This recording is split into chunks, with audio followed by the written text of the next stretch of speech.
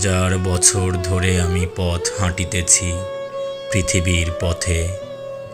সিংহল সমুদ্র থেকে নিশীথের অন্ধকারে মালয় সাগরে।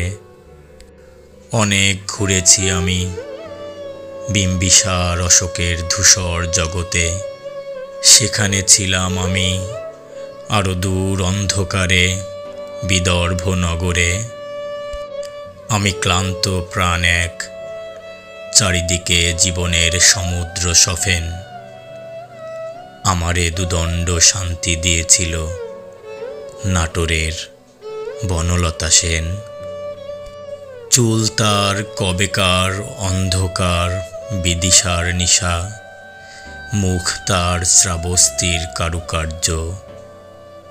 অতি দূর সমুদ্রের পর হাল ভেঙে যে নাবিক হারায়েছে দিশা, সবুজ ঘাসের দেশ যখন সে চোখে দেখে দারুচিনি দ্বীপের ভেতর, তেমনি দেখেছি তারে অন্ধকারে।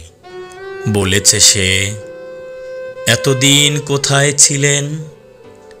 পাখির নীড়ের মতো চোখ তুলে নাটোরের বনলতা সেন। সমস্ত দিনের শেষে শিশিরের শব্দের মতন সন্ধ্যা আসে। ডানার রৌদ্রের গন্ধ মুছে ফেলে চিল। পৃথিবীর সব রং নিভে গেলে পাণ্ডুলিপি করে আয়োজন।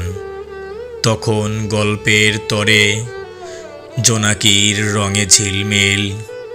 সব পাখি ঘরে আসে, সব নদী ফুরায় এ জীবনের সব লেনদেন।